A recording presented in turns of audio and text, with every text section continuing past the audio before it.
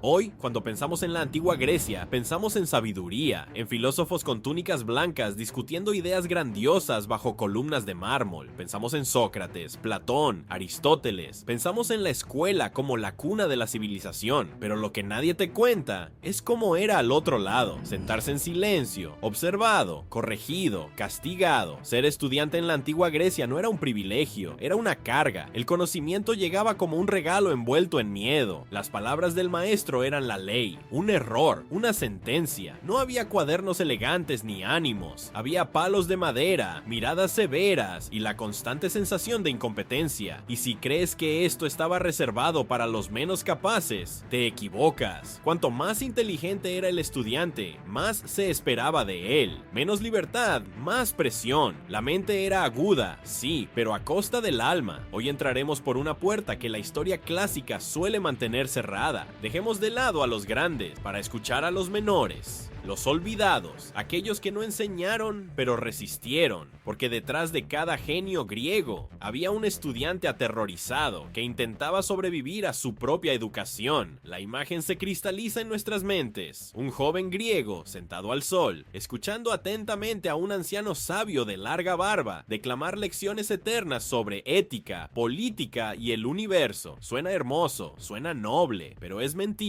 La mayoría de los jóvenes de la antigua Grecia nunca tuvieron acceso a esto. La educación era un privilegio y un castigo disfrazado. Solo los niños de familias adineradas asistían a la escuela, e incluso entonces, lo que encontraban allí distaba mucho de lo que imaginamos. Nada de debates filosóficos, nada de inspiración. La rutina era repetitiva, agotadora, casi siempre mecánica. El niño se despertaba temprano, era llevado a la escuela escoltado por un esclavo, el paidagogos, cuya función no era enseñar, sino supervisar, corregir y castigar. La educación era menos un viaje intelectual y más una campaña de obediencia. La enseñanza, limitada, lecciones de lectura, escritura y aritmética, seguidas de largas repeticiones de poemas y pasajes de Homero, obligados a memorizar. Perderse una línea, castigo. Hacer preguntas, rara vez se animaba, pero lo más cruel era el silencio. No el silencio del aprendizaje, sino el de la imposición. El estudiante no era visto como alguien a quien despertar, era moldeado, podado y controlado. Y todo esto se vendía como una forma de forjar el carácter. Pero ¿qué tipo de carácter nace del miedo? No hacía falta mucho para recibir una paliza, una mala pronunciación, una pausa en un verso de Homero, una mirada distraída. El maestro lo notó y no dudó. El castigo llegó rápido, casi automático. La vara de madera, el tirón de oreja, la humillación pública, y el estudiante, aún incapaz de entender por qué le dolía más el cuerpo que la lección, regresó a su asiento en silencio. Ahora imagina crecer con esto a diario, llevar estas marcas no solo en tu cuerpo, sino en tu forma de pensar, en tu silencio, en tu aceptación. Por eso estas historias necesitan ser contadas y explican mucho más que Grecia. Explican el presente, la forma en que educamos, cómo obedecemos, cómo seguimos órdenes sin preguntar por qué.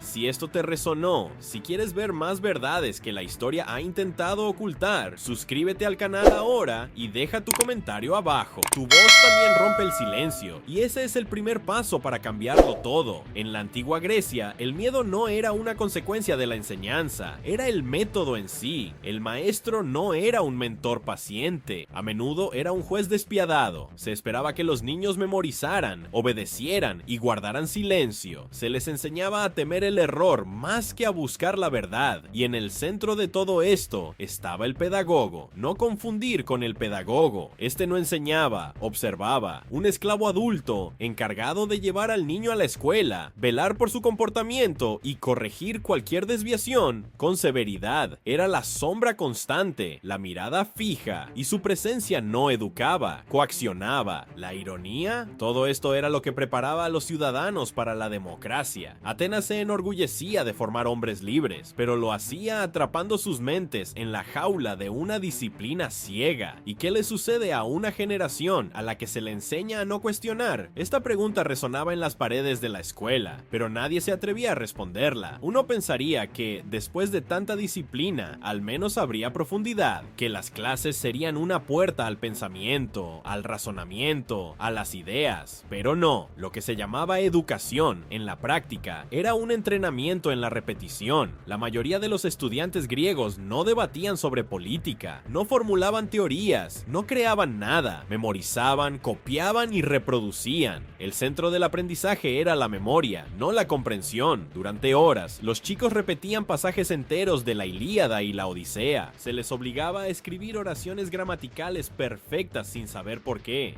La aritmética, cuando se enseñaba, se usaba para calcular impuestos o precios, nunca para explorar la lógica o la abstracción. No había lugar a dudas. Cuestionar a un profesor podía interpretarse como insolencia, y en la mayoría de las escuelas, pensar diferente equivalía a pensar mal. El conocimiento no se consideraba una construcción colectiva, sino una herencia sagrada, algo que se recibía, no algo que se investigaba, un don envenenado por la rigidez. Peor aún, muchos de estos chicos pasaban años en este sistema sin aprender jamás a pensar por sí mismos, y estos serían los futuros líderes de la polis, ciudadanos supuestamente preparados para votar, legislar e influir en los destinos. Pero ¿cómo se podían tomar decisiones libres cuando la mente estaba moldeada para obedecer? En Grecia, que se enorgullecía tanto de su libertad, crear clones era más importante que moldear mentes. Y lo más doloroso es que los pocos que se atrevieron a salirse de esta línea, aquellos que cuestionaron, crearon y propusieron, no fueron celebrados, fueron aislados o silenciados. Si la educación para los niños ya era dura, limitada y punitiva, la de las niñas era aún peor, porque ni siquiera existía. En la antigua Grecia, una mujer que sabía leer era considerada peligrosa, cuestionadora e indomable. La educación femenina fue, con muy raras excepciones, borrada de la historia incluso antes de comenzar. Una mujer educada era vista como una amenaza para el orden del hogar y, por extensión, de la ciudad. Mientras los niños memorizaban a Homero, las niñas aprendían a guardar silencio. En la antigua Grecia, la educación era un privilegio masculino. Las niñas aprendían a coser, obedecer y guardar silencio. En Esparta, entrenaban sus cuerpos para producir guerreros,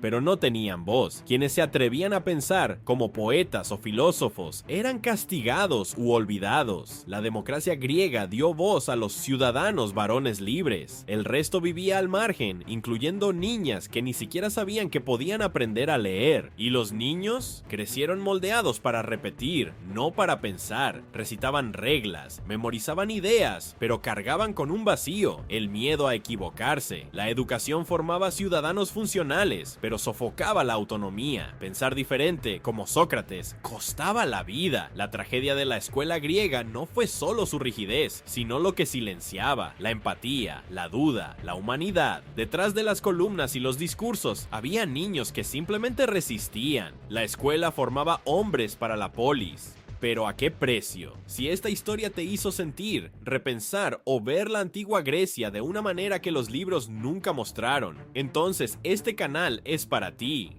Aquí desenterramos voces olvidadas y arrojamos luz sobre lo que fue silenciado. Suscríbete ahora y cuéntame en los comentarios. ¿Podrías soportar vivir como un estudiante de entonces? ¿O tendrías el coraje de romper el silencio aún sabiendo el precio? Quiero leer tu perspectiva porque cada comentario aquí es parte de reconstruir una historia más honesta.